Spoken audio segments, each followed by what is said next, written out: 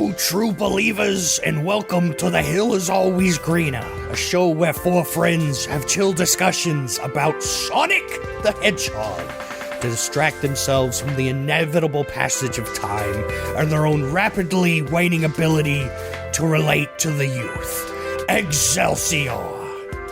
I'm GameBuddy. I'm Faulerro. My image will not be used in perpetuity because of some deal signed by my family and a ghoulish kind of thing. Anyway, I'm being abused by my caretakers. Oh no.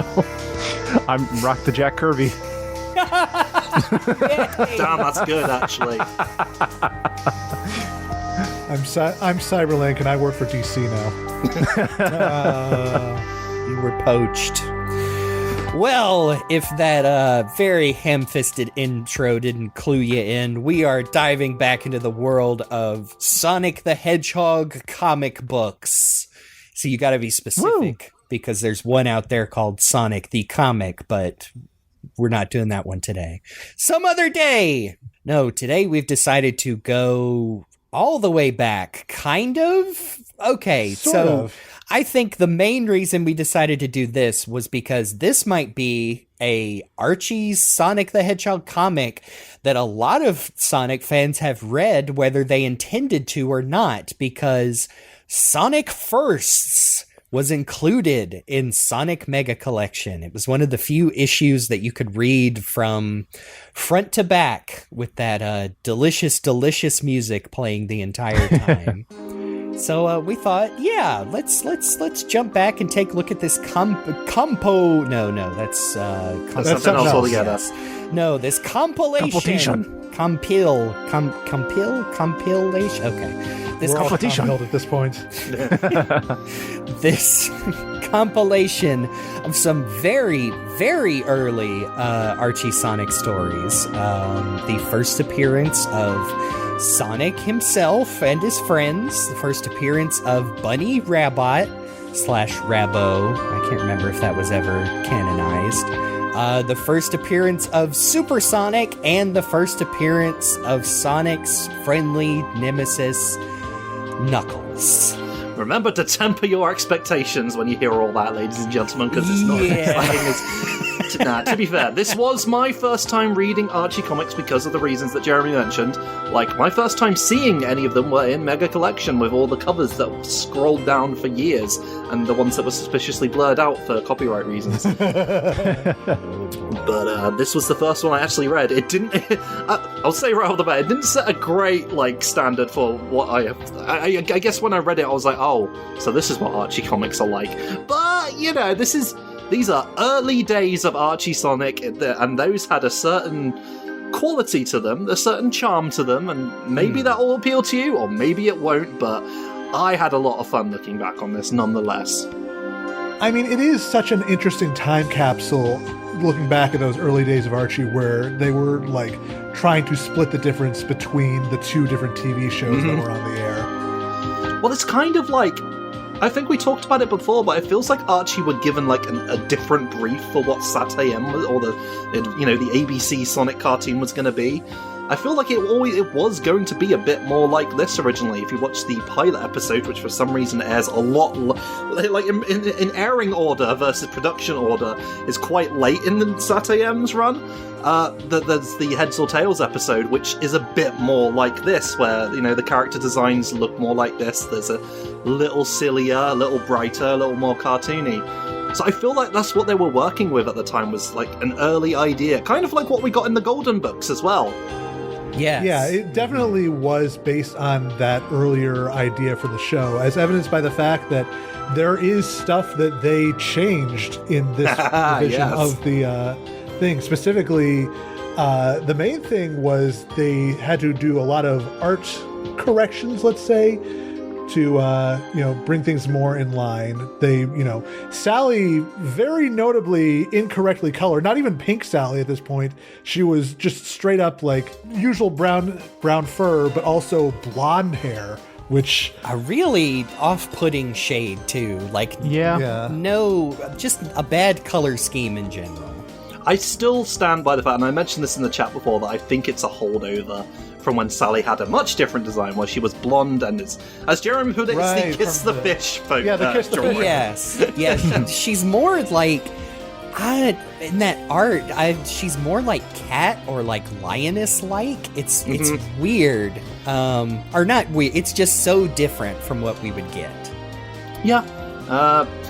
We actually run the gamut of Sally hair colors throughout this. If you're like looking at the original issues, which I did for reference. So we get the blonde one, then we get the famous pink with black hair Sally that we've saw many times at this point, and then we get the brown Sally, brown all over, and that's what we're reading in this one because they just apply it, or they apply it all the way through. I noticed they do it with Bunnie as well. Bunnie's got her purple eyelids in the Sonic First version of this. Oh, yeah, I did not notice that. I want to get into Bunnie's design in a as tasteful as I can in that issue. They also the other big changes were they color corrected Robotnik's eyes because he originally had white eyes in those early appearances. I before. didn't catch that. Mm-hmm. There's actually still a few pages in the first version where they forgot to do it. Like when he's flying away at the end of issue 0, if you look, you will still see the whites of his eyeballs.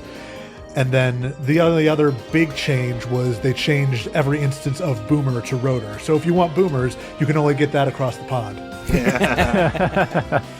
Yeah, I always thought it was interesting because I still own a copy of Sonic 0. I do not have all of the old Archie issues. I think I'm missing, a good 30 in that initial run, but I always thought it was interesting that the original miniseries, which was 0 and then a 1, 2, and a 3, and then you jumped into the regular series.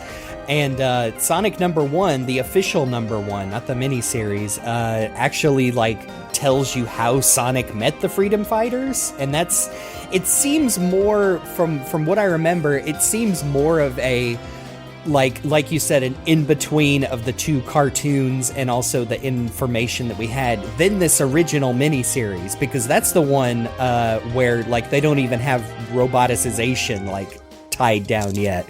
Uncle Chuck and Mutsky get hypnotized in that. I remember that, man. That's so weird. Yeah, but I guess it's interesting that this Sonic 0, this Sonic first story, kind of just jumps in and you get caught up pretty easily because Sonic is talking directly to the reader. By the way, speaking of early designs, do you remember the first, the cover of the first issue, the miniseries?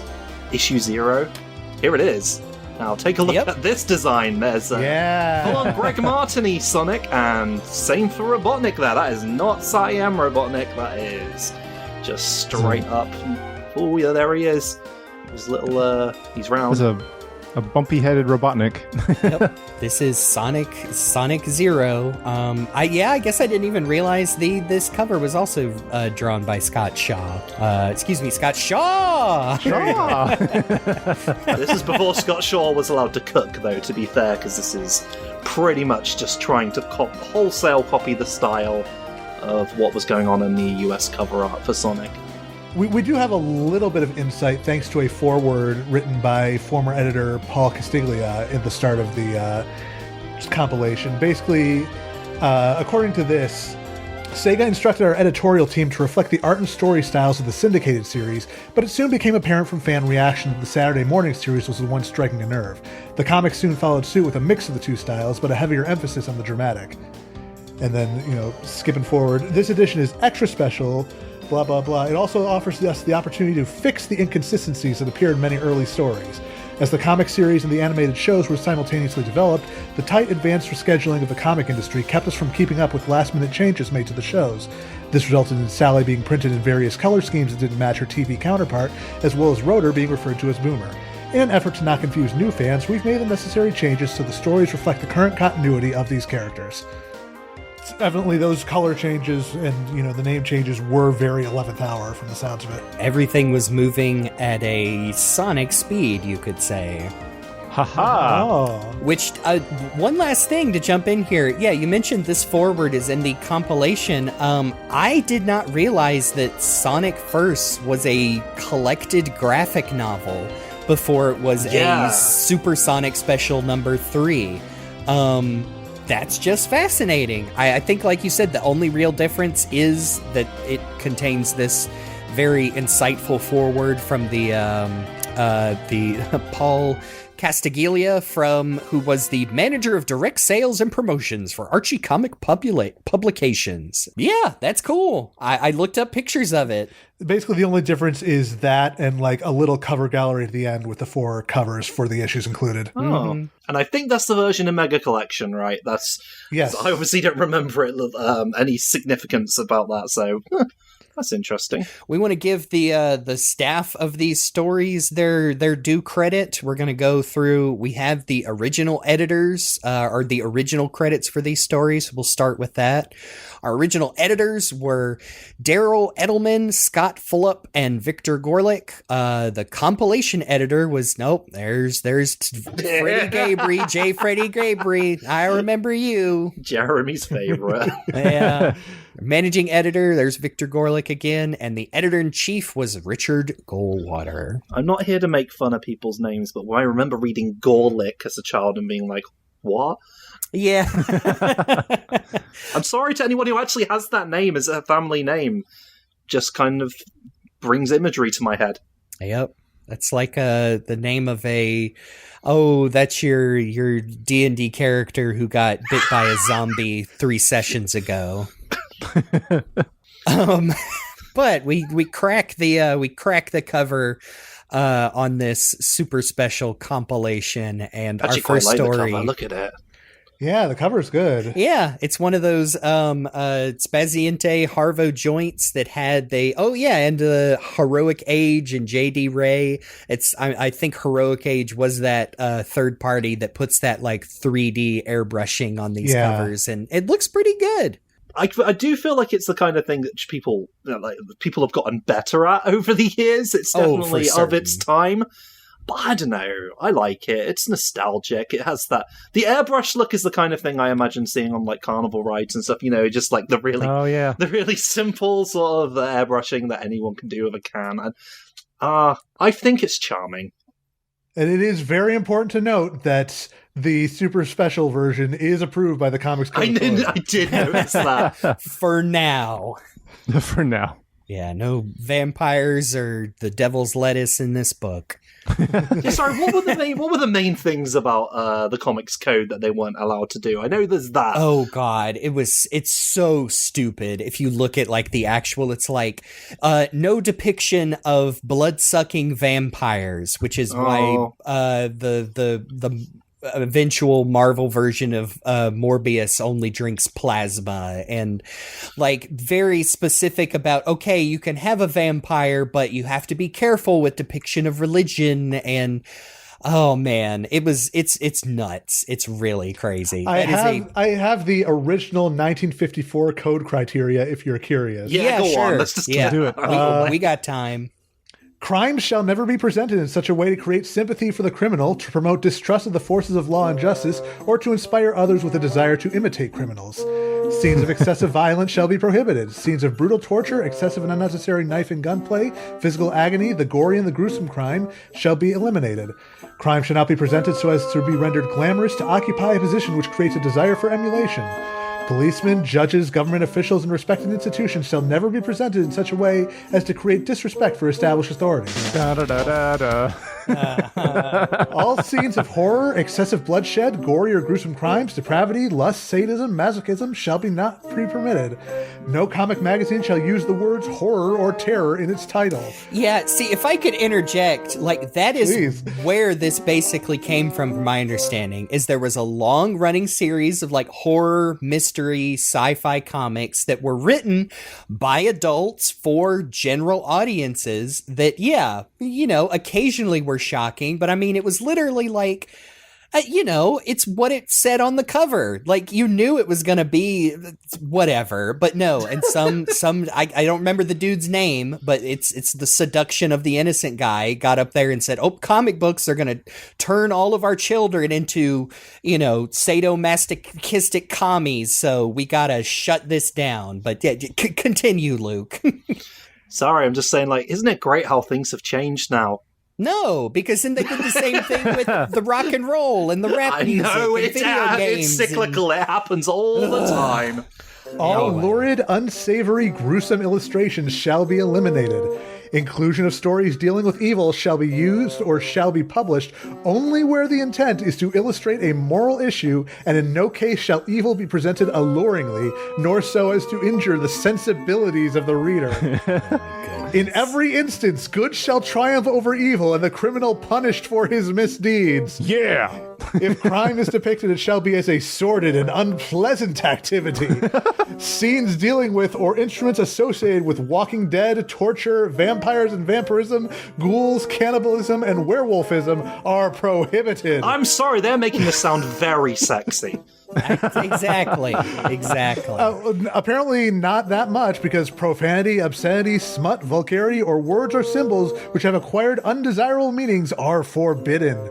Females shall be drawn realistically without exaggeration of any physical quality. Failed step one.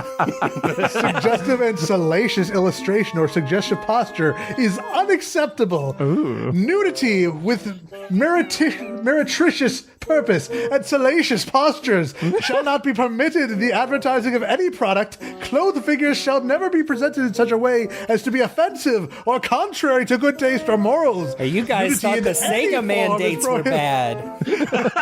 Nudity in any form is prohibited, as it is indecent or undue exposure. Sorry, Sal, you gotta wear a jacket. Illicit sex relations are neither to be hinted at nor portrayed. Assault scenes as well as sexual abnormalities are unacceptable. Sex perversion or any inference to same is strictly prohibited. Oh, I think this dude was also big on the Batman and Robin are fucking gay. They're trying to turn everyone gay. Oh boy. So absolutely ridiculous. And glad we put all that behind us, right? And they still had a dude called Victor Gorlick working on this. Yeah. I feel like I turned into Brian David Gilbert for a second there. I was gonna say. Yeah, I was like, Luke's transforming into something else. If I'm remembering my old comics trivia, I think there is a issue of Amazing Spider-Man specifically that was made as an anti-drug message. I think it's the one where Harry Osborn gets addicted to heroin, and the Comics Code Authority would not approve it because, no, you can't show drugs at all. And they're like, but it's about him getting help from his best friend Peter Spider-Man, and they're like, no. So they published it without the code, and This is a quote Luke has posted in the chat from Victor Gorlick. It says, in his introduction to Archie Americana series, Best of the 50s. Oh, yeah, one of those big Archie Andrews comics compilations.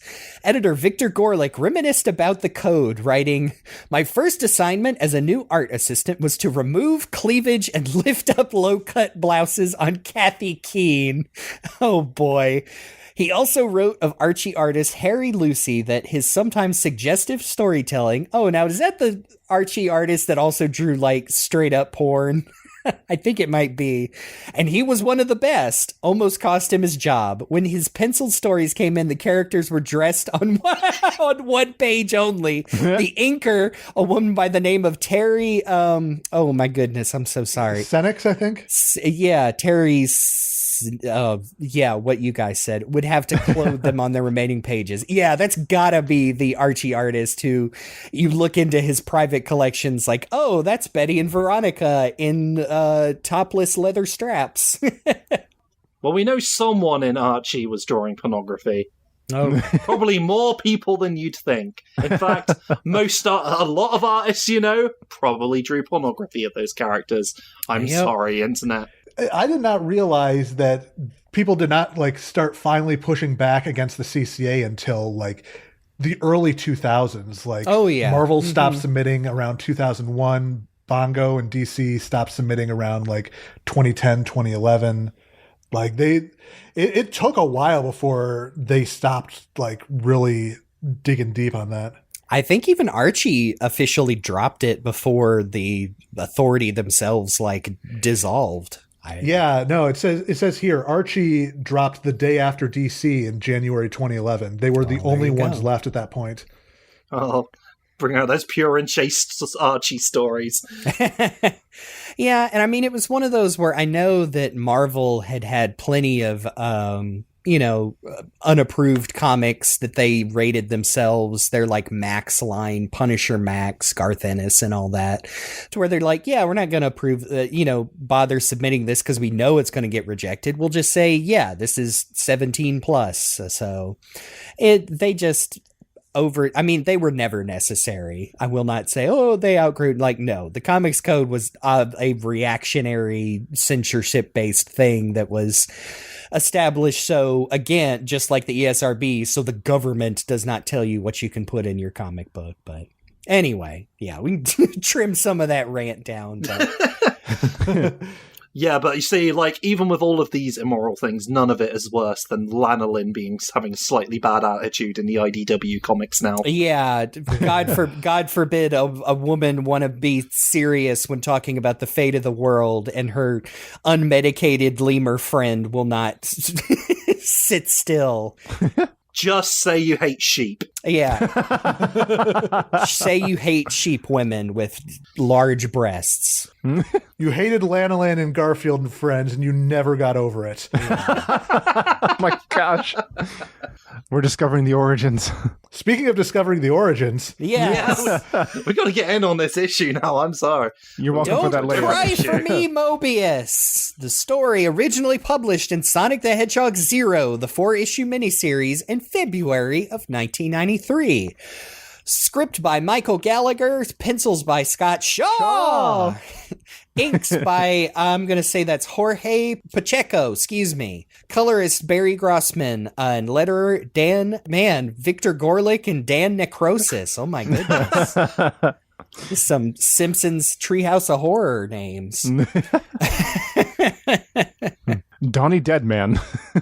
First, man, this is it. They used to have a lot of these splash pages, especially. I mean, on this first story, this page gets you where you need to go. You got all the freedom fighters and Robotnik and some badniks, some that will become more important than others. They didn't have a lot to work with at the time, I'm assuming, because there's Robotnik, there's one of those SatAM buzz bombers specifically. There's Cluck. Remember Cluck? Yeah.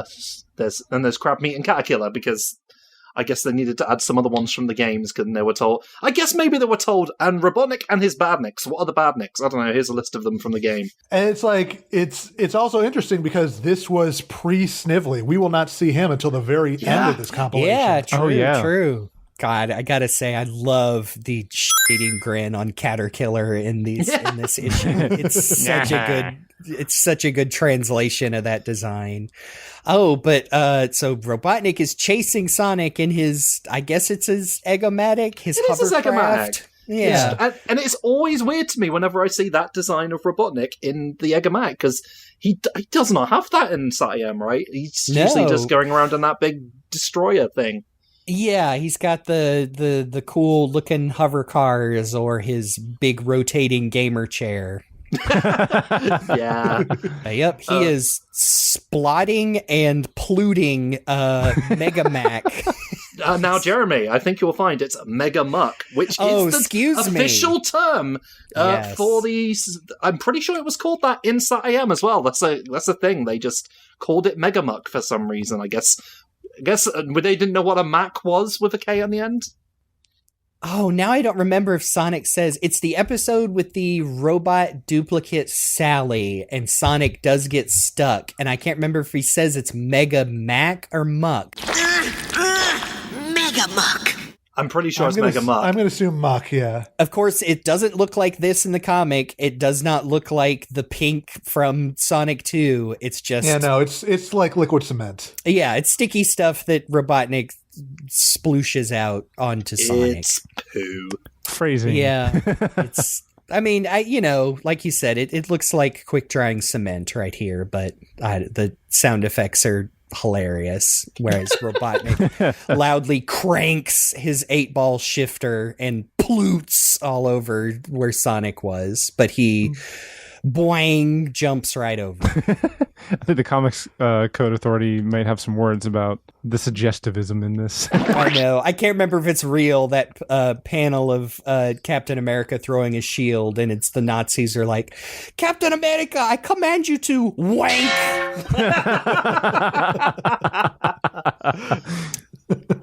As soon as you start reading this issue, you immediately get reminded, oh yeah, Archie really liked puns back in the day. Oh, yeah. Sure did. It's very hard not to read all of Sonic's dialogue as the most like youngest, high-pitched Jaleel White voice possible, because that's the only way it fits. Especially in the panel where when he's running away from Robotnik, he literally says, I'd love to stick around, but I've got a juice. Yep. But yeah, it's very, I mean, I'm surprised how solid a lot of this layout is. You've got this weird mix of, we know it's Mobius, we know Knothole Village is there, but there's little palm trees in the background and like some vague Sonic 1-esque geometry back there. And yeah, Sonic runs into Caterkiller and, gets Robotnik to get him with the Mega, excuse me, now I have to go back. Mega Muck, excuse me. Just think of the Pokemon. Mega Muck. Yep. As he leaves them both in his dust. Can we take a second to appreciate Scott Shaw and his depiction of Mohawk Sonic here? Because I do think it's possibly the best that's looked, especially in comics. Yeah. There's really dynamic. You can see the way he's got the flat spikes, but the way they curl around as he turns his head around and he's still running. Yeah. He's got lots of really nice, I don't know what to call it, but like squash and stretch on Sonic's expressions that still don't break like his Sonic silhouette. And it's real solid. Like the art in these older issues just has so much charm to it. Yeah, even though I'm not hot on this design for... Okay, let me rephrase that. Even though this design of Sally is not my favorite, it's the one where she has like the big ponytail and she's very angular. Like Scott Shaw at least makes her fit in with the other characters. She doesn't stand out as much compared to the other stories in this book or early Archie. I really like how Sally's look here appeared in Satayam 1. Like I mentioned that one episode, the Heads or Tails episode. This design right here, I still quite like this Sally. It was one step before they decided, no, we got to make her sexy. I think she's cute here. I like this design. I remember that with the pink body and brunette hair. It's not even there you go. The black pink hair Sally. I always kind of liked that alternate color scheme. Don't like the blonde and yellow. That's not good at all. But the pink Sally's not bad. If you watch the episode too, Kath Soucie is still voicing her, but the voice type is different. She sounds like a little cute squirrel character. And then immediately, like, as soon as they start doing Sexy Sally, she's just like, how about you just talk like yourself? And she's like, oh, okay. Suddenly, thousands of children worldwide were like, oh, I like women now. So, and furries. yeah. Oh, boy. I gotta say... I know we've talked about it in the Golden Books, but I love the cross-section of Sonic sliding through the thing into Underground Knothole. Oh, yeah. For that little tunnel. Directly addressing the reader to explain, like, the whole setup is pretty cute as well. Yeah. It's also, I mean, that is a standard kids comic thing. Like, even Spider-Man would do that even if he was talking to himself. But it's like, he's catching the reader up. That was definitely a staple of those first couple of years of Archie Sonic. Although, speaking of that slide, that last part is just... I can't help but say that it's awful in the fact of like, man, it just bounces up and down like you're gonna be tearing up your ankles and your head if you go through that. And I made a note of that, and then like as I kept reading through the other comics in this collection, I was like, it does not get any better. No. Do we think that's partly inspired by like the Green Hill Zone tunnels that you would burrow through? Now I think about I think absolutely. I'd say absolutely. Oh, yeah. Yes. Just a little bit more fun until the end where you die. You break your butt. So speaking of character designs, Antoine, the man who is half head, Yeah, this is that weird, I mean, it's concept art Antoine, because he never looks like this in the show. It's similar, but he goes through a couple of designs, and yeah, I feel like this is based purely on that one model sheet that goes around, and I don't like it. I mean, I don't like Antoine in these early issues regardless, because it's, I think we covered that in other early, it was the golden books and other early issues where he's just a butt monkey for Sonic to insult to like a ridiculous degree. But yeah, this design, this isn't it. I mean, it's got the smarm that you would expect of him early on, where the whole point was that he was very pompous. Actually, again, going back to Heads or Tails, the pilot episode, Sat AM, there it is. Yeah, pretty similar to this. Oh, wow. That's a great look for Bunnie, too. Huh. Yeah. Oh, yeah. Even that design of early Antoine, I like much better. There's a huge emphasis on his, I don't know what you call it, his eye sockets, the fur around his eyes, but at least his eyes are bigger in that Sat AM episode. And there's better balance. Yeah. I think it's just because I've been watching a couple of episodes of it recently, but I can compare Antoine to Frank from MASH, if you guys know who that is. Oh my God. That's a pull, but I know what you mean. He's just two like army-ish people who are just absolute weenies. Mm-hmm. I thought the interesting thing in these Sonic First is Tails is a little more like part of the group. It's more like those golden books than, I mean, anything in Sat AM. Like Tails is such a almost nothing entity in Sat AM because he's literally like a baby child. He is, yeah. So they cannot bring him along on their terrorist missions, unfortunately. He talks about how he's been trying to learn how to do a run like Sonic, and immediately trips and falls on his face. You would think they moved that rock out of there, but... Also, Rotor is here as well. Boomer. No, Rotor. If you're reading Sonic First, he's Rotor, but... Yeah. But yeah, no, we have a bigger problem to worry about. The fact that there is a leak in Knothole. Uh-oh. Drippy drip. I mean, that's legitimately concerning, because this is where they have the underground base where it's all dirt. So, as we've mentioned before, it's just going to be mud. Yeah. I know. It is. I mean, it is funny that everyone's just standing around, jawing with Sonic, and then Antoine finally butts in and says, "Oh, we've got a leak." And then everyone turns, and there it is. Suddenly, we are made aware of all the water on the floor. So they got to find the source of that and fix it. We jump into part 2, and like immediately you see the tone shift compared to like what we know as Archie, where Robotnik is sitting at a desk with a big nameplate. Dr. Robotnik, Supreme Dictator, Industrial Polluter, Megalomaniac, continues down onto the desk itself. Yeah. Corrupt Politician, Underhanded Reprobate, Rainforest Ravager, Puppy Kicker, Oil Spill Coordinator, Holiday Hater, Insurance Salesman. And then even a little bumper sticker, Rights Violated while you wait. I made a note that you just got to add landlord to his desk and he'll be truly evil. Oh yes, yeah. We weren't there yet as a society, but absolutely. I do feel like though you read all of these accolades for him, and I can see like various people on the internet being like, "Oh, he's so based." Oh God, I know. I hate it.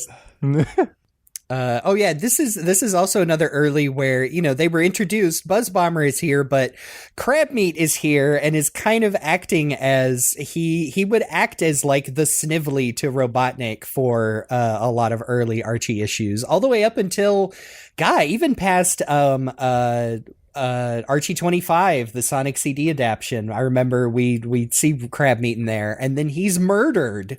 Is that how he dies? Now that I think about it, it might be. Does Crabmeat show up as like a Robotnik, stooge after 25 when he gets crushed Sonic Wiki, by the... you got to tell me what happened to this important integral character to the early Archie Sonic verse? Did he die? Crabmeat, pre-Super Genesis wave. Sorry, I always laugh whenever I hear that subtitle. There he is. There's our boy. Okay, we need to get our crab meat lore down correctly, or someone's going to be very upset. Crab meat was among the badniks who fought Sonic on the Isle of Misfit Badniks. Yes, that's it. That's the one right after Mecha Madness where he's trying to clear his name. Oh, surprising longevity on this. Yeah, this basic ass badnik, which I guess it was just someone they had to work with before they. Yes, exactly. Before they had a Snively, they had this little guy. Somebody to make funny puns with Robotnik. So Robotnik picks up on his sensors some organic life forms at the outskirts of the city. And of course, it's Sonic and the Freedom Fighters looking for the leak, which they find when Antoine falls into a little mini pond, which is made out of the tears of the weeping willow forest surrounding Knothole. They're sad because Robotnik has recently bulldozed several acres of forest, and they are mourning their fallen friends. Those are just normal trees. Those are regular ass trees, though. Those are not. I know they're not even they're not even willows. It's puns all the way down. It's fine. I can't help but giggle at it. I know. Yes, it is. It's not even eye rolling. It's like, oh, I get it. That's cute. I feel like if they really wanted to emphasize the joke, they would put little sad faces on the trees. Yeah, like an extra panel close up of just. They could kind of look like the trees from Wizard of Oz. I was thinking of the scary trees from Mortal Kombat. I was also thinking about the scary trees from Mortal Kombat. Yeah, just a second, actually. Oh, but Robotnik comes back. This time he's got Buzz Bomber with him and the checkered spike ball from Sonic 1. There's a game thing. We'll smash Sonic friends with my checker wrecker ball. TM. Why does Sonic call him Robot Nude-Nick? What does that mean? Now, it's not nude as in naked. It's N-O-O-D. What is... Robot Nude-Nick. What is that? Robot Nude-Nick? Is that a...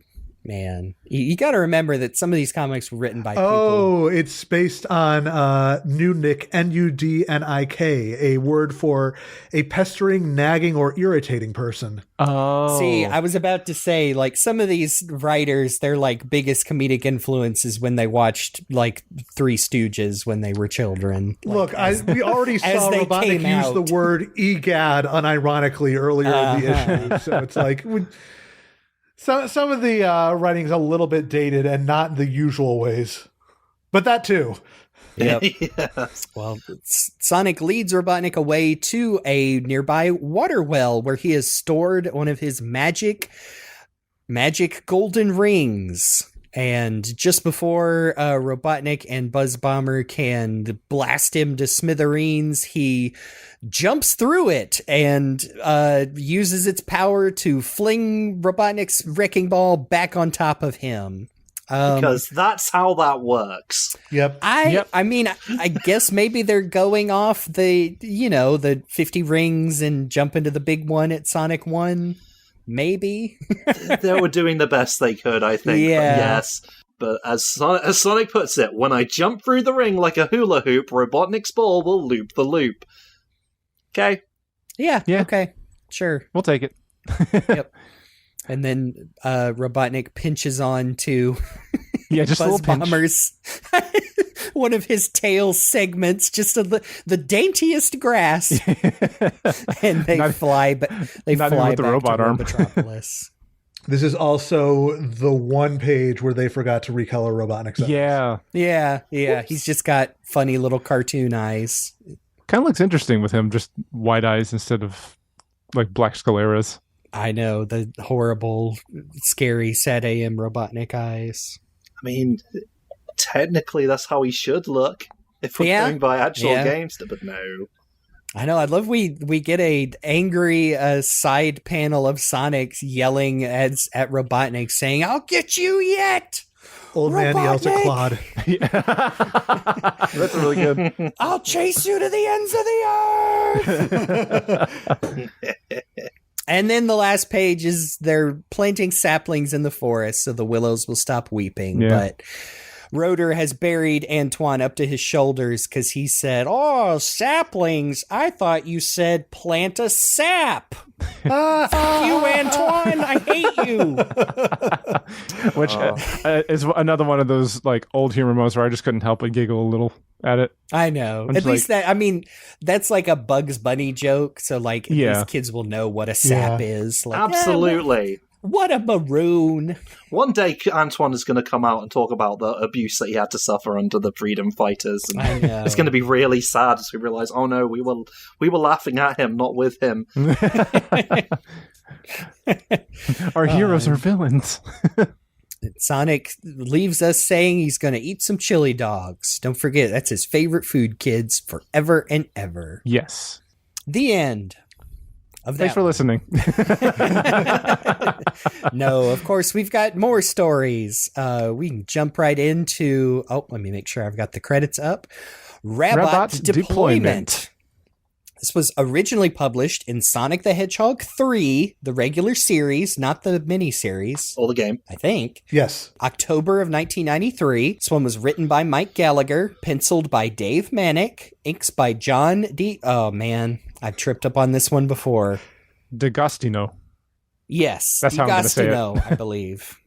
Oh, yeah, I remember. And colors by Linda and Daryl America. And letters by Bill Yoshida. Maybe it's just because I've been reading comics that have been colored, inked digitally, like, for so long that when I go back and realize, like, oh yeah, like lettering, and it still is an art form today. They use fonts now and but to go back and realize that someone hand lettered all of these comics for the most part, it just kind of blows me away and makes me look at like, wow, like that looks really good. Like, even if they are working from a font sheet, they are still having to copy that down. And anyway, just one of those like old art forms that I have a big admiration for. Letterers often do not get the respect they deserve. Yeah, someone who actually does that with my own art sometimes. It's tricky, man, to get that right, to make it look good and make it really legible. It is an art form because you gotta know how to paste these things correctly. And unfortunately, when they're having to like replace words like the word boomer here in one of the panels, you can see, yep, that's not lining up quite right, but nope. That's why you need to have professional. So Dave Manick, I think he draws a good Sonic. I don't know, especially after Scott Shaw in that first story. This one, it's a little... Oh, excuse me, Scott Shaw! It looks... It's not a good comparison. It's not bad, but it does look worse than the first story. Like, kind of all of the characters... But it's not the worst this type of Sonic would look. I think what it is, and because you'll see, Dave Manick is obviously an accomplished artist, and you see that when he's drawing anything other than like the Sonic character designs that he's been given. Yeah. I think that's it. Some people just can't quite get to grips with these style, and that's understandable because I don't think anything really looked like Sonic at the time, and even like the SatAM Sonic characters. So it's difficult to adjust to these guys. Yeah, because I mean, they're even the very American Sonic cartoon. It's like, well, they're not quite Looney Tunes, but they're not quite like, not quite like Mickey Mouse Animal People. It's like a weird fusion, and so yeah, it would be some growing pains for all the artists. Even the people working on SatAM, I think, which is why sometimes that show looked a bit strange too. Yeah. Sonic zips into Knothole to meet Sally and Rotor has some aerial security photos he's taken that show... This might be the worst pun. Yes, they know it at least, because they... Okay. And Rotor pulls out it looks like a little disposable camera with a mermaid on it, and he says, "Oh, you'll notice I use my Little Mermaid camera." And Sonic goes, yes, nice aerial photography. Giggle, snot, chuckle, wink. Sally even says, "What have I told you to about those bad puns? I'll have you executed by royal decree." I feel like this Sally actually would. I've Yeah. at this early Yeah. point where we see her sitting on a throne later on, I'm like, oh, come on. I know, you can see it in the background too. Like, why do you have that down here in this stinky cave? It's so, she's a princess. And to be fair, she doesn't have any other indicators to let you know otherwise. Certainly not physically, because, well, look at her. She's just wearing boots. She's just wearing boots and a hair tie in her ponytail. Oh, I can't forget that. Oh, it's yellow. Hey, speaking of nude It's women. yellow. Speaking of nude women, they've got to go rescue this bunny. I like the fact that they use a spring to bounce themselves back through the cross section. Yeah. Yes, it's pretty, and it's not too different from the first one. Hey, consistency. Still got the head and ankle destroying end part. Yep. I like I do like this silly narration box after Sonic and Rotor jump up to follow Robotnik's convoy that is making their way through the southern part of Mobius, and Sonic makes some very culturally insensitive assumptions about the southern part of Mobius. But, just kidding. No, he makes a bunch of what does he say? Why, cage in my crawdads, Rotor, you good old boy. We all's heading down to Dixie.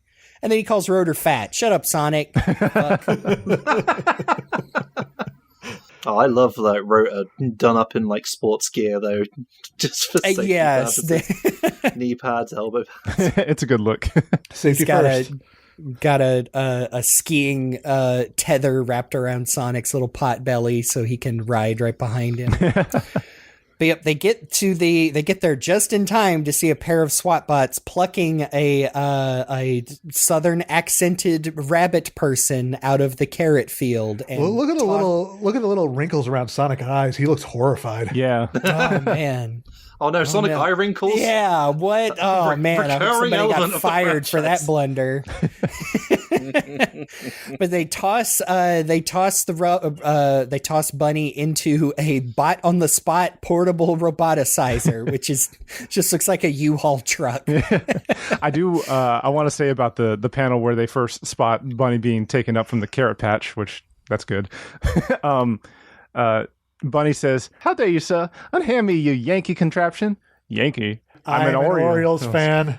And That has no significance to me. It's baseball. it has significance to me, and that's why I wanted to bring it up. Fair enough. And I'm literally playing inside baseball on this one. But my my note here was that the SWAT bot who said he's an Orioles fan and I could hang because in my local area there's a AAA minor league team called the Tides, who are the farm team for the Orioles. So this one SWAT bot and we could hang. Yeah, I think I've said that before, that as a decades lapsed Atlanta Braves fan, I don't care about baseball, but I hate the Yankees till the day I die. I think it's kind of like, maybe not entirely, but like I think it's mostly American culture to just hate the Yankees because of like all the propaganda we were fed as like youngins of like, they buy their team and stuff like that. Yeah, they're the one that always lobbies for like all the financial restrictions to be toned down so they could buy more of the best players, and they win all the time. It's boring. The Yankees suck. Listen, the only real context I have for the Yankees is this one bit in a John Cena CM Punk promo where CM Punk was like dressing down John Cena for being like, "You are not the underdogs, John Cena. You are your franchise. You are the New York Yankees." And then John Cena punches him because that's the worst thing you can say to him. As a Bostonian. I do also have to appreciate, don't you dare throw me in there. Sorry, lady, we work on a quota system. I know. I like to picture like the monotone filtered voices of the SWAT bots saying these goofy puns and jokes and whatnot. Certain friends within the franchise appreciate the fact that you finally get to see Bunnie showing feet for like 5 seconds. Speaking of nude feet. Oh no. No, I promise I'm not just bringing this up as a goof, but is it me or the way like Bunnie is not wearing clothes when she's thrown in there, and she just looks like a cartoon rabbit. I mean, she's very much almost looks like a Buster Babs bunny, but she has like a peach tummy like cartoon characters do. But then when she gets pulled out of the roboticizer and is half roboticized, it seems like her tummy is transformed into her low-cut shirt that she wears. Right. And I'm like, did they just not know, or like, how do we put a shirt on this rabbit before? And like, they just didn't try. I don't know. Like, maybe they just interpreted it as that's just part of the robot design. I'm guessing so. The robot it covered her shame for like the 1 minute that she's sitting out before she goes all the way under. Yeah, it's like a hospital gown. Not to gloss over that for a goofy, silly Jokums book, this is kind of horrible. Like, poor Bunnie. This is the silliest way I've seen this happen in any of the depictions of Bunnie getting roboticized, but still pretty bad, like, when Sonic gets in there. Like, honestly, Sonic looks really, disturbed and frustrated the whole time. Like, well, except for when he's like in awe, like, wow, a robot maker in action. It's just like admiring it for a moment. But aside from that, Bunnie has to snap him out of it. Don't just stand there, sugar. Turn it off. Oh, poor Bunnie. Yeah, and then she passes out. They got to get her back to Knothole, which, there's Sally on her royal throne, and Bunnie immediately snaps out of it and introduces herself, and doesn't realize she's talking to the princess, and drops to her knee and says her lifelong dream was to become your hairdresser. Now, that's a thing that's only in early Archie. Was that like in like the Bible for these characters? Like, she's going to be a hairdresser. I feel like that might have even been mentioned in some very early SatAM. Maybe. Oh boy, I'm gonna have to look. Sorry, I gotta get my bunny law right. 1 second. Because this is definitely not the first time I remember hearing, mention of Bunnie doing hairdressing. I do believe there is some early issues after this where she's straight up showing like styling Sally's hair, but I think that gets dropped pretty quick once the book started to get halfway serious. Because Bunnie immediately realizes that her new form can like be a help to the cause because she is super strong and super fast and knows karate and all that kind of stuff. So when a giant burrowbot starts barreling through the forest on its way to the secret hideout, Bunnie follows Sonic up the slide off the spring one more time and saves him from getting chunked. chunked or crunched. Yeah. I do find it a little interesting that Antoine runs in, Bunnie's immediately like, my oh my, who's that little soldier boy? And then Antoine does the same on the way out. Yeah, that is interesting. She even says she kind of has that reaction to Sonic and then is flustered when she realizes Sally's the princess. And doesn't she even say later, Sonic's quite a hero, but I could tell Princess Sally has designs on that hair job because they need to keep pointing that out in the early Archie. Yeah, we're not getting into the love triangle bullshit just yet, kids. Sonic tries to rev up a tornado to push the Burrowbot over, and he zips around and zaps Sonic with a laser, and then Bunnie just picks him up and throws him upside down on his head. Show does. Yep. Do enjoy the upside down speech bubble for the Burrowbot. Yeah, yes. Turned upside down. Absolutely remember reading this as a kid and flipping the entire book over. Sonic digs a trench with the Burrowbot in the middle and then lets it collapse in on him, killing him instantly. At least he didn't suffer. Yep. Instantaneous death. Just because of how my mind works, when I see Burrowbot, I just think Burrowbot, like a donkey. Yeah, he's a donkey bot. I know, this is Grounder's predecessor, the original Burrowbot. Oh yeah, yep. From Labyrinth, but he's big. He's big. Yep, you're big. He has a laser. Now Bunnie's part of the team. Yay! And I like that they establish early on that Bunnie's a girl who'll get out there and kick ass. Like, even if it's a silly strip, they just show, yeah, she's raring to go and destroy robots. It's pretty cool, I think, for a female character. Yeah. Back then. She does still want to be a hairdresser, but as soon as Robotnik is ruined, okay, Sally says. And then Sonic, just completely disrespecting personal space and boundaries, tears off Antoine's toupee, which he definitely always had. And they don't drop that eventually either.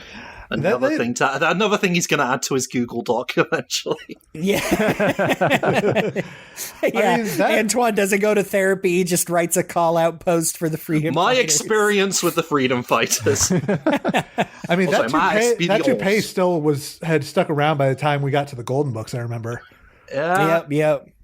Yeah, I can't remember. I mean, again, once the book started to get kind of serious around like the 30s-ish, I think they just like, no, he's not bald. He really has hair.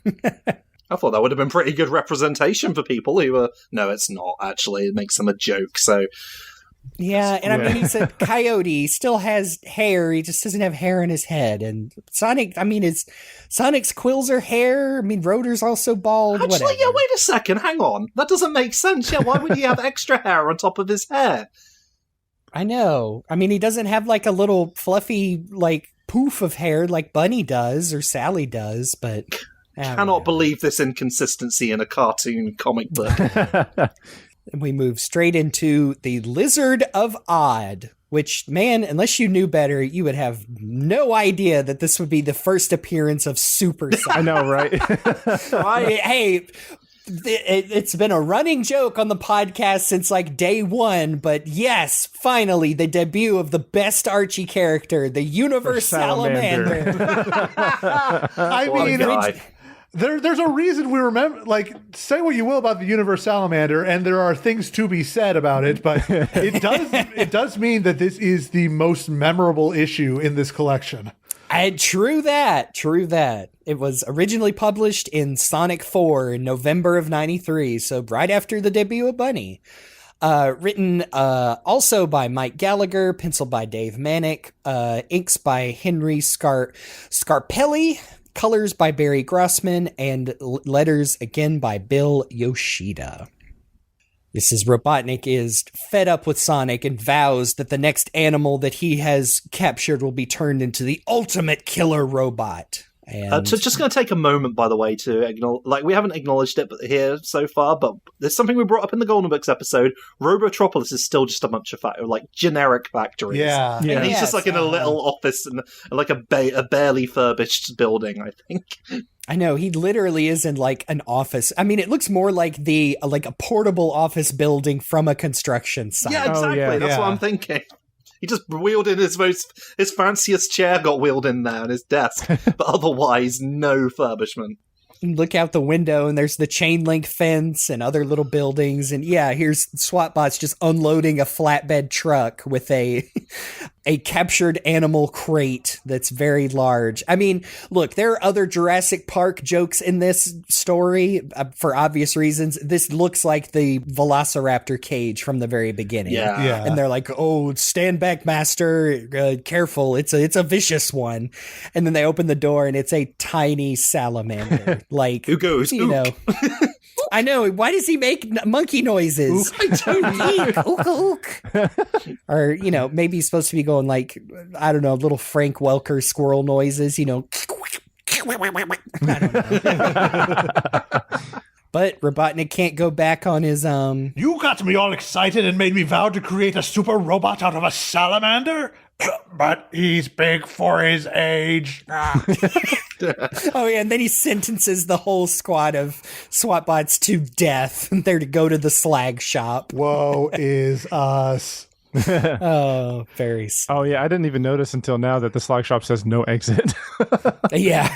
Oh, man, the slag shop. We wouldn't have had that in the UK version of this one. I thought of that, too. My inner Beast Wars fan is like, you can't get away with that now.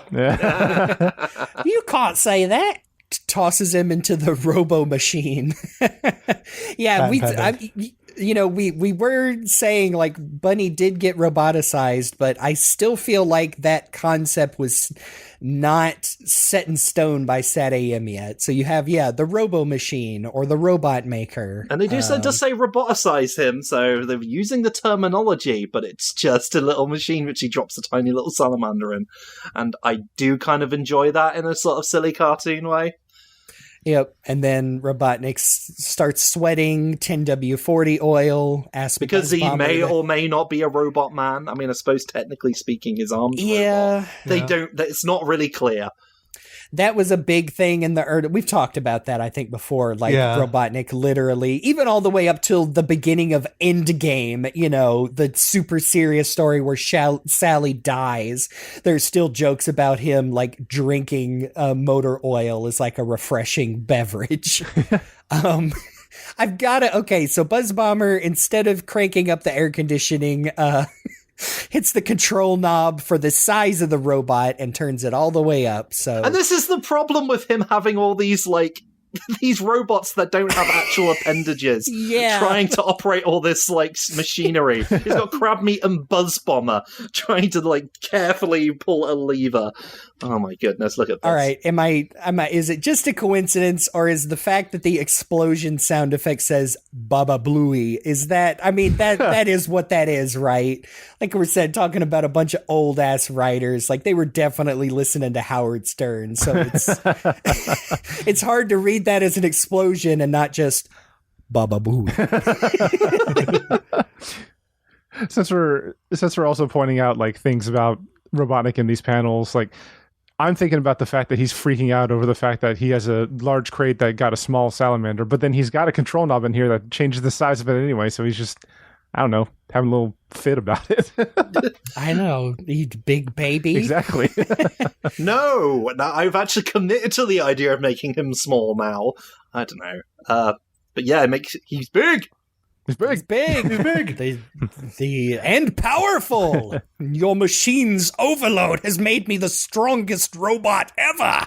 This world will soon belong to Universe Salamander. Oh, he gets his own custom font. Not very good one, actually. And he does snort afterward. Suffering subplots. And here's the thing about Universe Salamander throughout all of this. He is this big salamander robot. And he looks really good, actually. Yeah. Like, not as a robot, like not as a traditional badnik or anything, but he's really stylized. You can tell this is the kind of thing that Dave Manak actually likes to draw. Yeah, I don't think I ever noticed, like, they did a really good job he has a flat salamander tail that carries over to the big version, the way they draw it. Then all the way on page 4 of this story, this was a joke that showed up a lot where Sonic laments if he's not on the first page, Meanwhile, in the hidden base of Knothole, where we find Sonic the Hedgehog, I think that's still the name of the comic book. Fucking prima donna. I know. I just think of the one with all the girls on the front cover, and it's like, hey, whose comic book is this anyway? I'm like, dude, give the women like 5 seconds, mate. No. So they spot a large creature on the TV, and Sonic says, "I can't believe it. Jurassic Park is already out on the Genesis. Yeah, and it's not good. I rented that game. Well, the Genesis version is better because you can play as the raptor.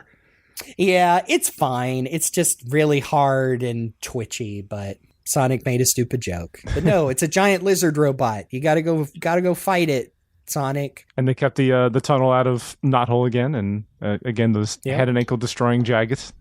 Yeah, but they've moved it up into the middle. They want to surprise. I know. People. Now it's like 90% bone crushing Jaggies. Yeah. So when you actually like go all the way into Knothole, you're just like a lump on the floor, just like, oh, everything hurts. I know. I love how Robotnik says he's getting off Mobius before he destroys it. Like he's leaving the planet. Okay, sure.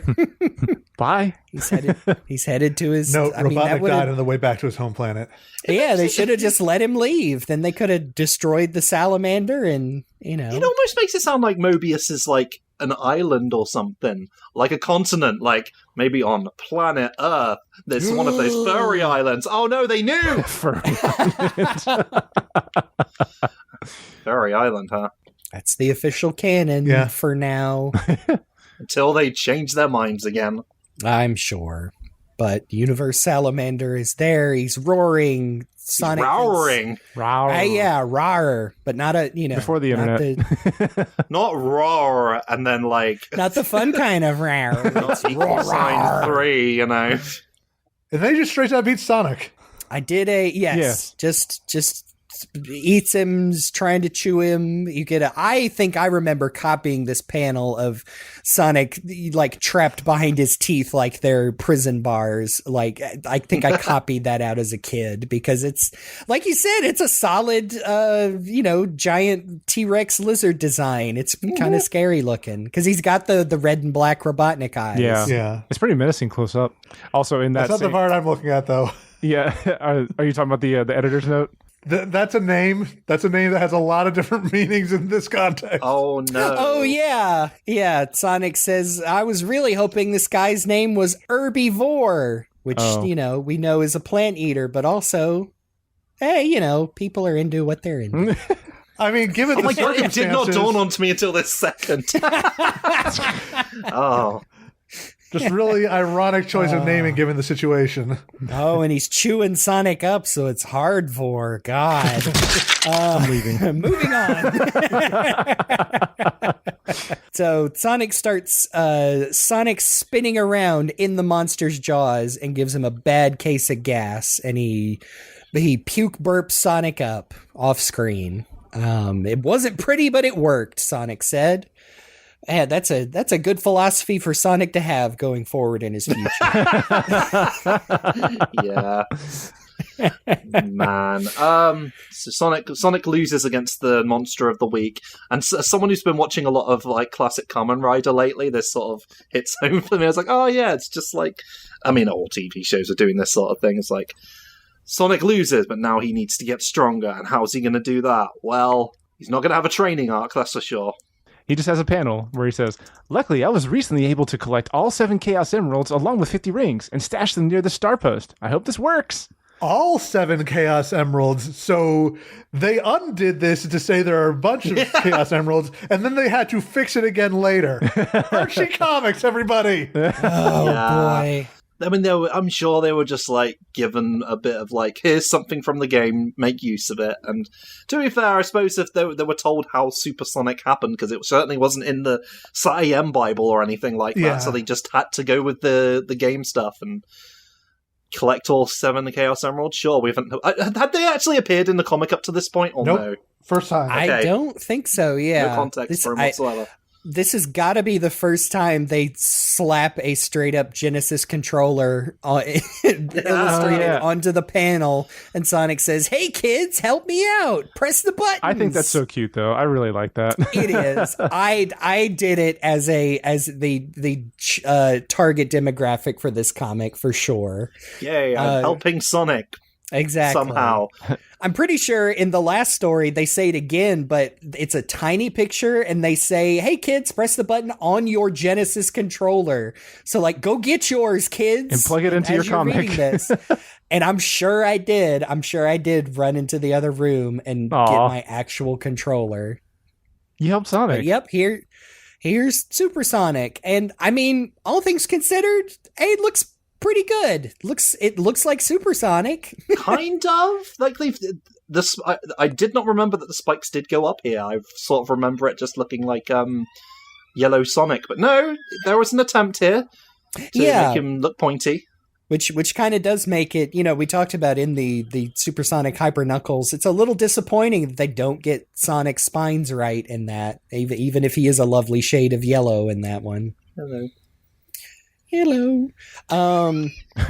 Another of Supersonic's powers is jumping through enemies. I guess that's their convoluted way of saying invincibility. They did just say invincibility beforehand, though. Yeah. He says, I've got invincibility and super sneakers, which are just straight up things from the game.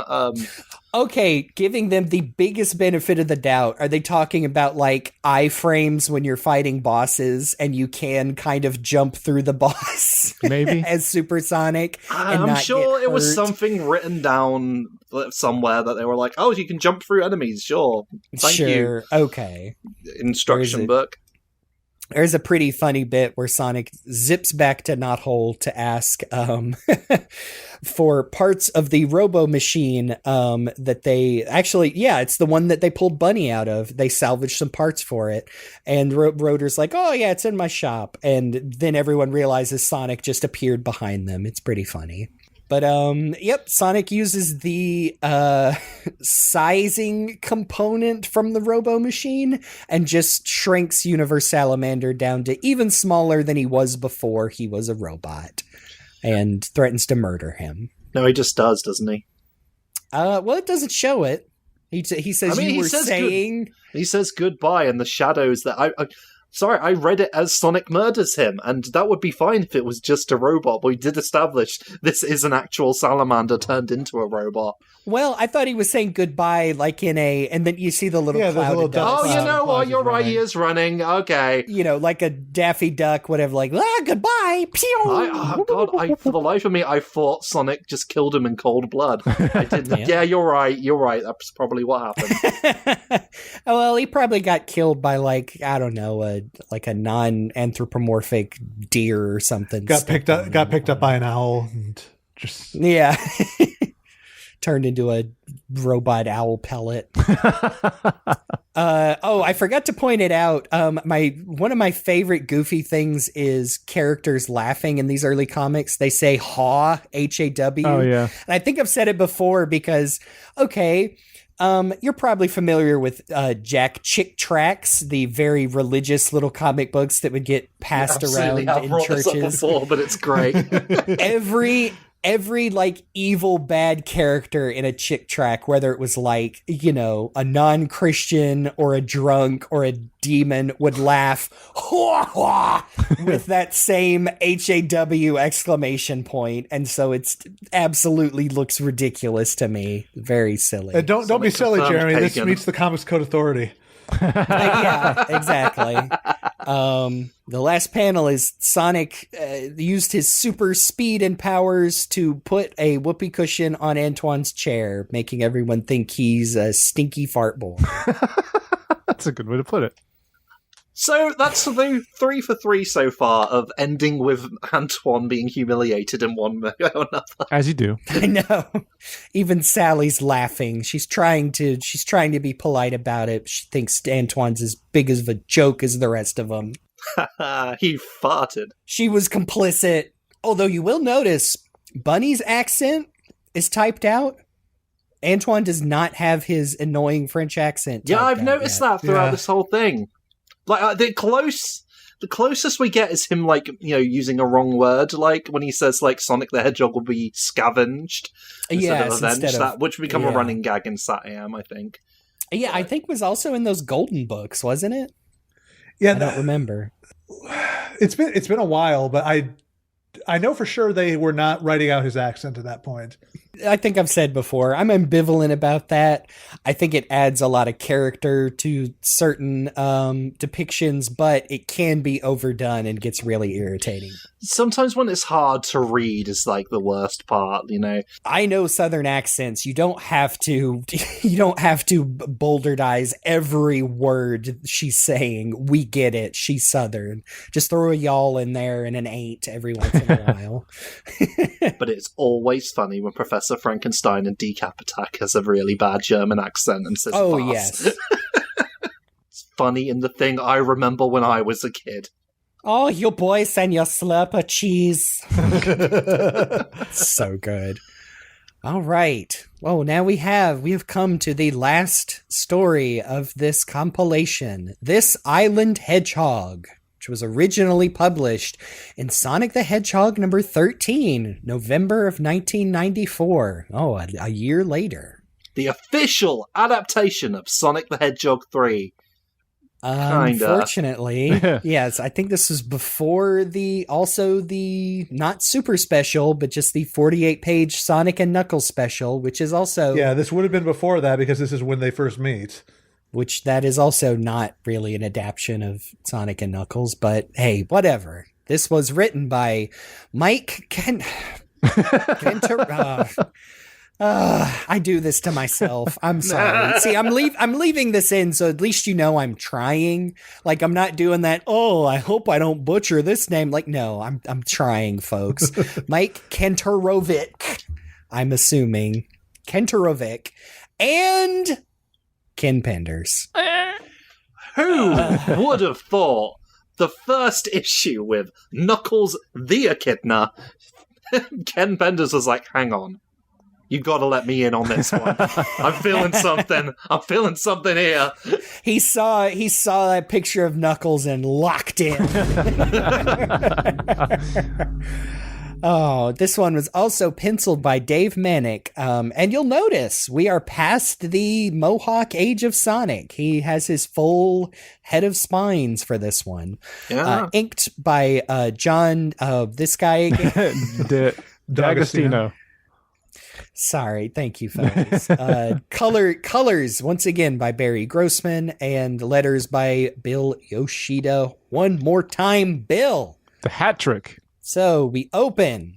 Sonic the Hedgehog and Miles Tails Prower are flying the Sonic F, which has been painted the ugliest color green. They are on the biplane, which we call the Tornado now, and boy... Yeah, sorry, that is a bad green. I can't put any other way. Here's the thing. I know they've played Sonic 3 because this has a bunch of stuff from Sonic 3 in it. How do you fuck that up? Yeah, I don't know. Well, maybe they're pulling from the Sonic history of him being a fighter pilot, because that's definitely like an American flag kind of looking thing on the back of the plane, and it's a very army green. That's on the Tornado already, right? As well. Oh yeah, it is. Yeah. Then I'm dumb. Never mind. I mean. Well, on that same logic, is that why it's green? You know, camo fighter, but I don't know. Also got the rocket underneath it as well from like, was that there in the beginning of Sonic 3? Yeah, I think so. Yeah. Okay. Oh, whatever. Sorry, there's Angel Island with various pipes leaking fluids. I don't like that. Yeah. Well, where else is Knuckles? I mean, I guess he's not just pooping in a hole in the ground. He's got some kind of sewer system. No, it's magic and ancient. You can't. His poo. It's. Oh no! Sorry, I'm delving too far into certain territory. I was like, "Hang on a moment." I know I'm the British one, but I am not representing that today. No turf wizards on this show. Goddamn it. Well, you know what? The Romans came up with plumbing. Well, I think it was the Romans who came up with plumbing. Either them or the Grecians. But so there you go. It's ancient. There you go. Yeah, hey, plumbing. The concept of plumbing is older than you think. I was way older. So, all that to say, Sonic and Tails are flying around and they find a floating island. So they decide to check it out. They even wonder aloud what could be keeping it afloat. And Sonic says probably a Chaos Emerald. Of course, that's only a theory. Oh no. Moving ahead of that. I'm holding back. then you see a bulbous spiked fist shaking itself at Sonic and Tails in the air as it claims it's time to roll out the unwelcome mat, which is a what the hell am I even looking at? It's a rocket with a fist at the end that is literally holding a welcome mat with the words unwelcome on it. Okay.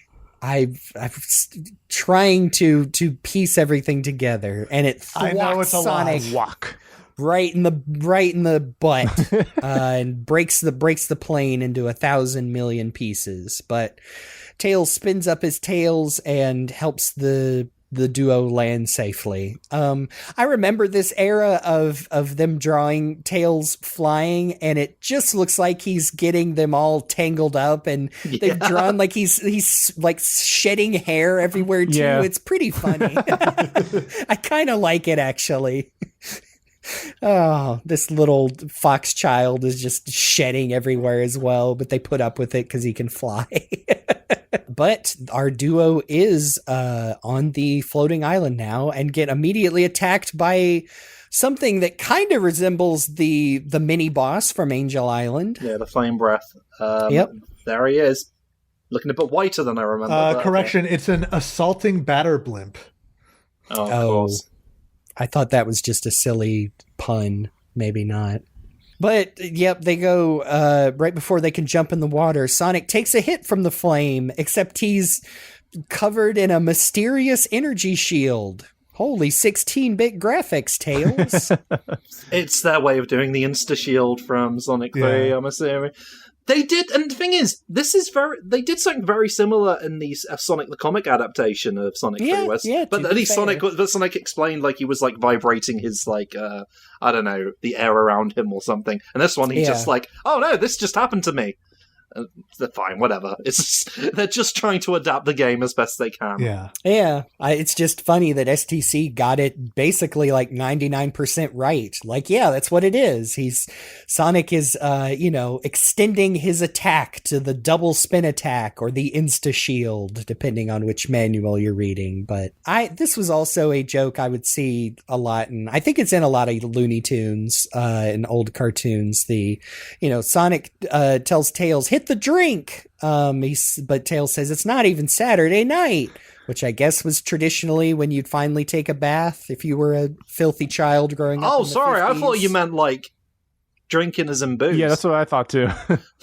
Oh no, I got that. That you hit the drink as far you're jumping into the water.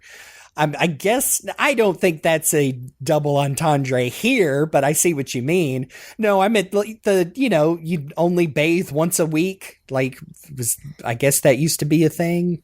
I'd have to. You're the Americans. I guess that's just me. Sorry, what's going on? What's going on down in the South right now? Either way, we're seeing our heroes getting pulled into Hydro Kitty Zone. Yeah. Yep, Hydro. sure is. There's your tiny reminder to pull out your Sega Genesis Mega Drive controller and help our heroes. But of course you fail. You weren't quick enough. Oh well. You better play the game child. more. You This idiot. new game is too powerful for you. I'm sorry, kids. You're not ready for Sonic 3. Go back to 8-bits. And then they drown. Go take a bath. It's Saturday night, the only time you take one. I get, like I'm saying, I've heard that somewhere in other old cartoons. Maybe it's from like the Depression when nobody had water. I mean, that is what most of these writers are basing their material on. Yeah. I know when I had depression, I had trouble. Oh, so Sonic and Tails wake up in a pitch black room. They're bound and tied like the hogs they are. The hedgehogs. But they don't recognize. Yeah, they don't recognize the voice that is taunting them. They thought surely it had to be Robotnik, but no, it's this big Lego shoe. And then it's revealed it's Knuckles, last of the echidna and guardian of the Chaos Emerald. And Dave Manica's just basically redrawn that one piece of Knuckles art that was going around at the time. Yeah, and then you realize in the next panel of Knuckles that's about all he had access to. Yeah. He seems to struggle with getting the different angles of Knuckles right, which, like I said, Dave Manic is really good. This is just an off story. Maybe this was the first time he had to draw like non-Mohawk 3D Sonic, because you see this view from the back and like, it's that Christmas tree. They're going off of they're going off of that style guide. That's how Sonic has to look. Again, like, people. Sorry, mild old man yelling at these young whippersnappers when everybody dissecting every piece of new Sonic art, comic or whatnot, and accusing artists of tracing or, this looks so bad because it just looks like the 3D models. I'm like, do y'all even know, like, how good you have it with far as like artists have so much more freedom now compared to STC is the true tragedy where Sega of Europe was like, you have to start drawing Sonic like dog. We command you in the name of Almighty God to start drawing all these characters worse than they've ever looked. But even Archie, like, I'm done. Just saying. Hey, there's Snively in a very there he is, sharp shade of baby blue. Yeah, that's how they were drawing him back then, or coloring him at least. Look at his little spacesuit. Looks like a Mr. Spacely, or he's wearing surgical scrubs. Also, he's just kind of going with the flow, man. He ain't got nothing to worry about this one. This was like Snively before they really knew who Snively was, I think. Like, he was just there being like, oh yes, great idea. And like, I think like not long from now he's the Snively we know, who's just back talking his uncle every 5 seconds. Yeah, no, this was a phase where he was just total sycophant. Although it's the most egregious thing in this story, the fact that Knuckles sprouts a finger so he can drag it across his neck in a threatening manner. Oh God, you're right. Hey, I mean, he literally says that you have he's giving Sonic and Tails. He says he's a merciful echidna, and he's giving him a 10-minute head start to get off his island because he's going to come murder them with his bare hands if they're not gone by then. But of course, Sonic, being the forever rebel he is, and no matter what continuity, says he's going to prove their innocence in 10 minutes or less instead. Sorry, there's something about the way they write Knuckles' dialogue.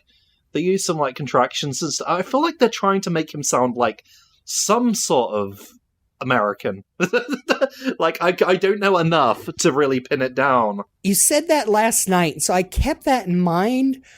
I mean, to be perfectly honest, I think they're just going for the same generic. I mean, if I had to say anything, the same generic, like, California TV slang that Sonic uses a lot. You know, like Knuckles says, and you got a 10-minute head start before I come gunning for you. Like, to me, that just reads as, like, popular slang at the time. I mean, he does call him a couple of wiseacres, huh? Like, I feel like because they're doing the whole interrogation thing, they're trying to play him a little bit like an old-timey gangster or something. Yeah, well, yeah, now that you say that, he does say, like, a couple panels later when Robotnik's yelling at him, like, no, you gotta kill Sonic. He says, keep your shirt on, Doc. Like, maybe there's the tiniest little bit of they're equating that with almost... like a Bugs Bunny's accent gets thicker when he's being mean. Like, you kind of forget Bugs Bunny has that kind of wiseacre accent. See, I thought they were going for kind of like, because he's isolated, maybe he's like from some sort of like, I don't know, some like little town out in the distance. And so he's like, I'm gonna come gunning for you. Yeah, I didn't really pick up on that. Especially since, because we just got the story with Bunnie, if that's what they were going for, they would have put that in the lettering. Yeah, maybe. I get kind of like New Englander vibe from it, like keep your shirt on. Yeah, maybe a little Boston. A little bit of Boston. Oh, don't talk to him about those Yankees. Oh no, Knuckles, we don't say that word anymore. Knuckles is a Red Sox fan. Second time we've done that. Oh God. Well, he has red shoes. But green No, socks. he's got green socks, yeah. Yeah. Oh, boy. So, and yes, Robotnik, he says, oh, I hate that pesky free will. The echidna has left me little choice. So, of course, Robotnik has already stolen Knuckles' Chaos Emerald, as he's been busy with Sonic and Tails, who, they basically do the, like, yeah, Robotnik showed up first. He convinced Knuckles that he's the freedom fighter, and Sonic and his friends are the ones ruining the planet, want to destroy your island. But Knuckles goes to check on his Chaos Emerald that he just left sitting on a pile of stones, and it's gone. I love his look when he finds out it's gone. I know. What the hell is that? Oh, I think he goes through a secret passageway that would be in later issues referred to as the Zoot Chute. God. Which is just such a fucking stupid joke. Zoot Chute Whatever. riot. Yeah, exactly. But the fact that he got there first and the emerald was already gone is what convinces him, you guys couldn't have taken it, so I've been played for a sap, and nobody plays Knuckles for a sap and gets away with it.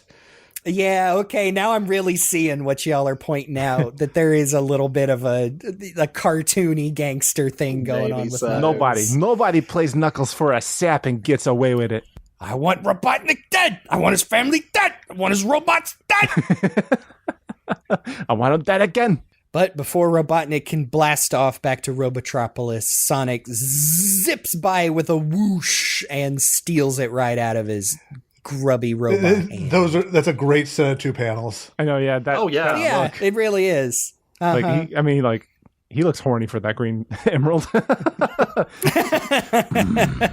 Oh, we're getting into the real Sad AM robot. Yeah. Don't think I didn't notice those two different Batman 66 references. You have to fill me in on that. What's that? The first one was them coming out of the cave with the Gotham City 14 miles. Yeah, Oh, wow. yeah. That is straight out of the 66 Batman show. And then in this one with Crab Meat, atomic batteries to power, turbines to speed. Which is, what they say every time they boot up the Batmobile.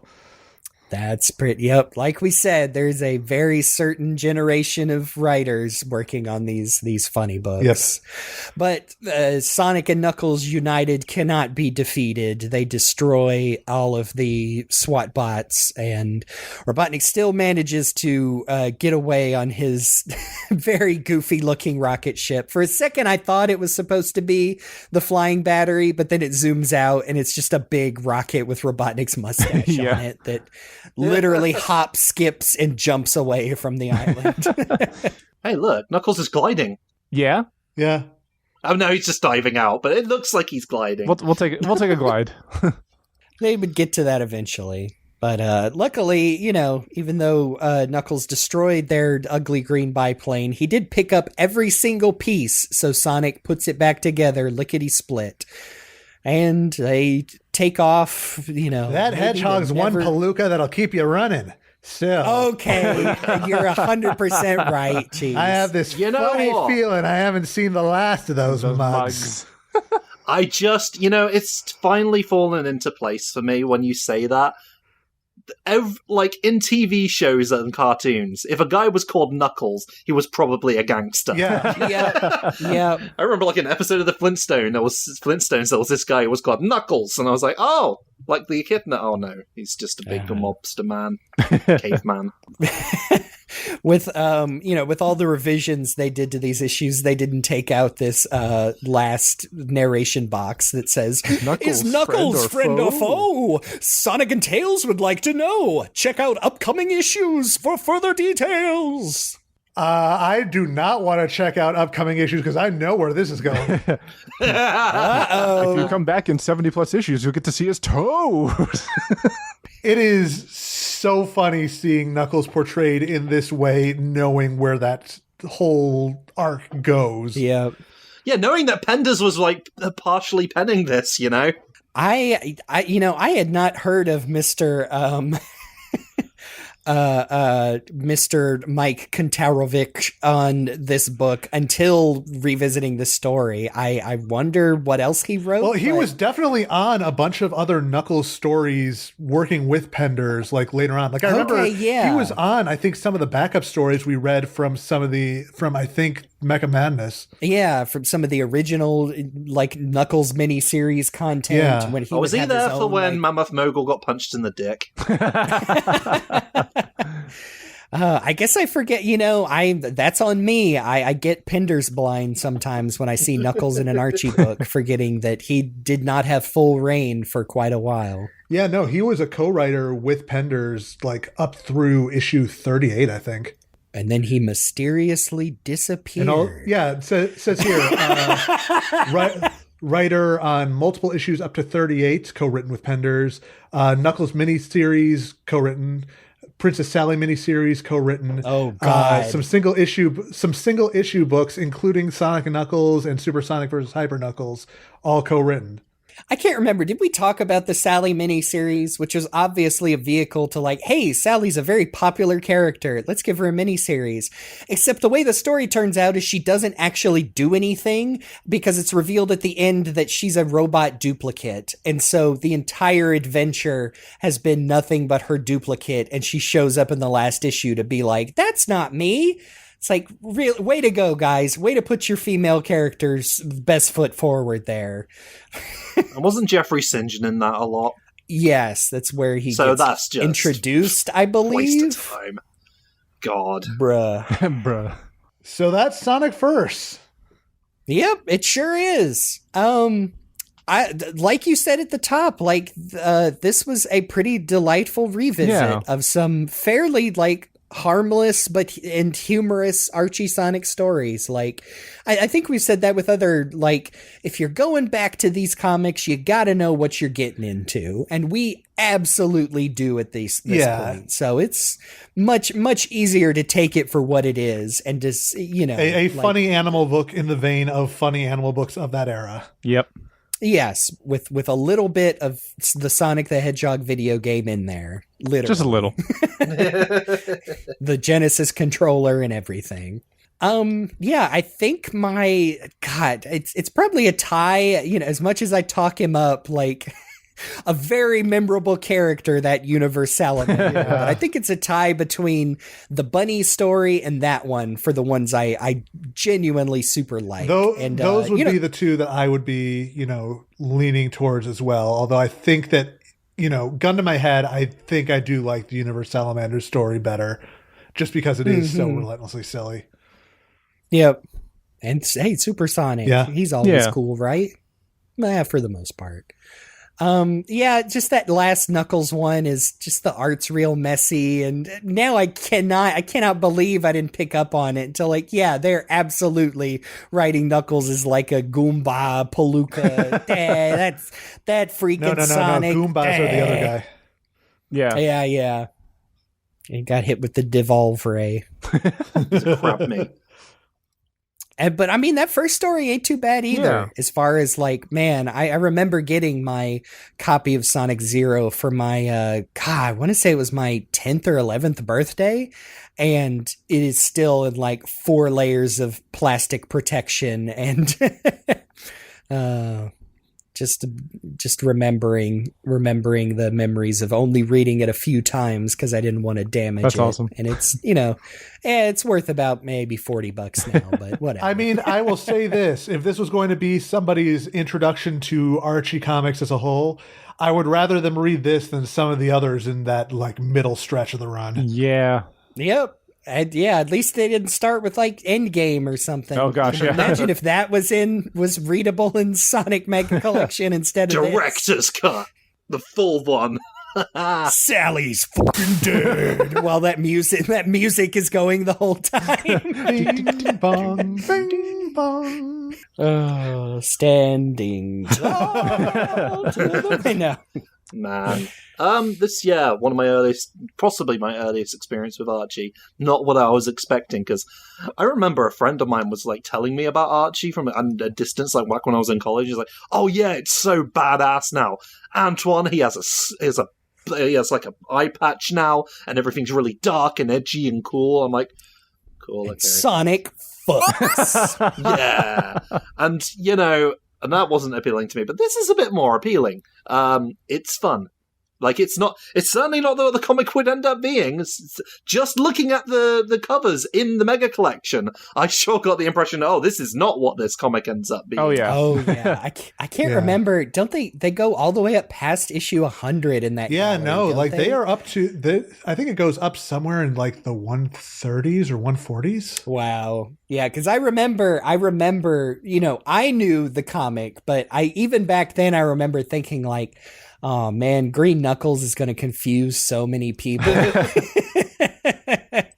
But so I mean, pretty positive. We always say, when you know what you're getting into with Archie Sonic, you just got to look for the good amongst the very silly and skip the bad if you can.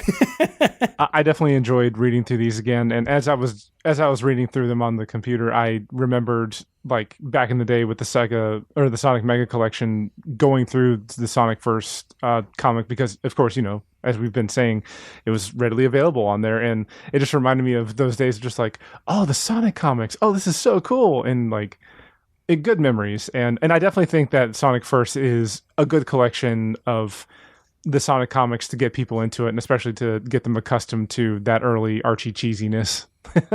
And if you're not ready to take a deep dive into the actual issues, she comes up a lot on the podcast, but Bobby Schroeder of thankskinpenders.tumblr.com is a delightfully funny revisit of the entire Archie oeuvre that covers Oh my goodness. I think she is covered in over 200 issues of the original series and some of the spin-offs, but if you would like some of the highlights of the good and the bad, like that's always a good place to start, and then you can jump into whole issues where you feel comfortable.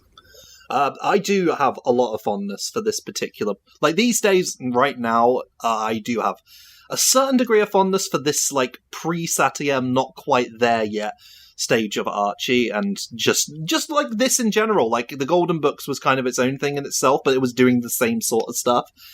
I don't know, I just liked the silly little days of Sonic in the terrible mud base that they lived in, where nothing makes sense, everything is silly.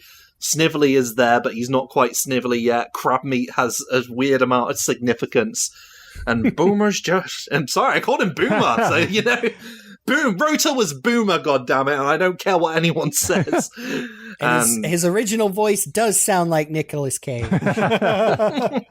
So, yeah, I don't know. I really enjoy these revisits at this time period before Archie got the way that it did. And I know there are a lot of people who will defend some of those older stories, you know, that period of Archie, and, you know, that's fine, because, you know, hey, what's nostalgic to you is, you know, that's not going to change, probably, unless... you know, you reread them. No, that's not true. But like, I don't know. I just really like this time period. It's not my childhood Sonic, but it's a childhood Sonic for a lot of people, and I think it's cute. Yeah, I think it's okay to kind of judge these by different standards than we would the rest of Archie's run, because they were doing something so different. Yeah, I'm just repeating myself that. Yep, I think these are really fun if you're in the right headspace. Yeah. But, you know, as we have discovered, like, hey, if it's not your favorite Sonic, you don't have to read it or comment on it. In fact, maybe you shouldn't. But you know what? If anything is not your favorite kind of Sonic, and comic or not, just don't read it anymore. Just move on with your life, and you'll be happier for it. I know I'm saying that to pick on certain Sonic fans, but it sounds like I'm being super precious about Archie Sonic. I'm not. I'm just saying that, like, there's some good stuff, but yeah, we know how bad it gets. This isn't that. Yeah. Oh, does anyone have any last words before I bring us in for a landing on our big ugly green tornado?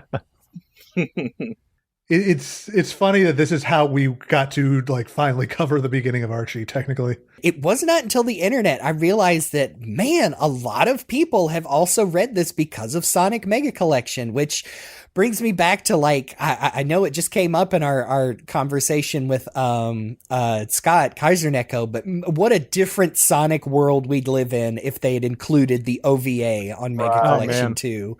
Because, man, but hey, yeah, that's just the impact there. Yep. And okay, like Archie, like we said, Archie gets real bad. But that aside, I guess that just goes into, like, I wish Sega as a whole company, Japan, Europe, USA, would do more things like this. And they're starting to. Like, I'm waiting for, like, Styx the Badger got her own Sonic channel art. I'm waiting for the time when, like, Tangle and Whisper pop up on there, and, you know, like, more synergy with all of your, if everything is canon now, then let's have some more synergy between your big, you know, your Sega social medias and whatnot. Yeah. I think I've said before, that is what I want now more than ever, is just, y'all talk to each other.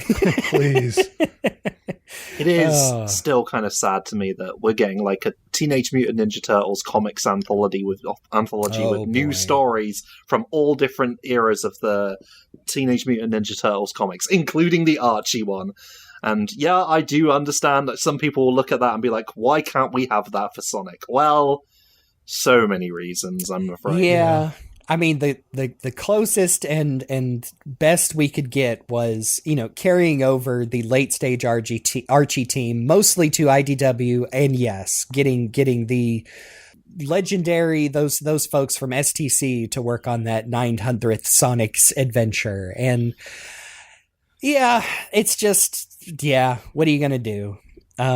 Anyway, complain about it on the internet. Which is all precisely. I can do, really. What else are you gonna do? But so that was another lovely trip into the world of Sonic the Hedgehog comic books, and I'm sure we'll be making many more in the future on this show.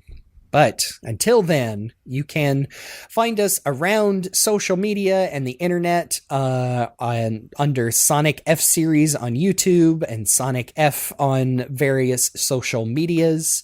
Come look us up there, follow us, comment, subscribe, etc., etc. You can find me, GameBuddy, around the internet under the name GameBuddy, and sometimes with a 123 at the end. You can find me at Faulerro all across the internet having bad opinions about Sonic because, boy howdy, this may be Sonic first, but this will not be my Sonic last time I talk about this sort of thing. So come find me at FAULERRO. Love that jingle. You can find me on the internet as RockTheJake, and you can find me on Twitch as Mr. RockTheJake. You can find me on various socials as CyberLink420, but I'm going to ask that you don't. I don't need this. Oh, Luke's getting smart like Jake. Let's not go that far. A very special thanks, as always, to Amy Waters for the use of our theme song from the album Gotta Go Slow. You can check out more of her work on YouTube and Bandcamp and the rest of her social medias. And again, remember, like we said, subscribe, check out the show, share, engage, comment. That's always fun. I had a pleasure going through some of the comments of our latest videos on YouTube and people pointing out, especially in our Sonic Scattered Rings and maybe revisiting our concept for Tails just because we probably were a little scared of doing too much of 9 from Sonic Prime. Yeah. But no, like we said, receive some lovely comments. Yeah, feel free to comment on our episodes, provided you listen to the episodes beforehand. Not calling anybody out, but you ain't slick. You commented 15 minutes after the episode's gone up, and it's more than an hour and a half long. Come on. And I don't know if we've ever done this, but for this episode specifically, if you want to leave a comment saying what your first Archie issue was, if you can remember it, because that would be really cool to see. What was your Sonic first? What was your Sonic first? Oh, my first time with Sonic. No. Never forget your first. Especially if this is the only Archie Sonic issue you've read because of Mega Collection. I want to know. But all right. But until our next episode, which, speaking of our fanfic, speaking of people who don't know how to write good stories. Hey, we are going to write a fan fiction. 2 again. Jumped in the air. Yeah.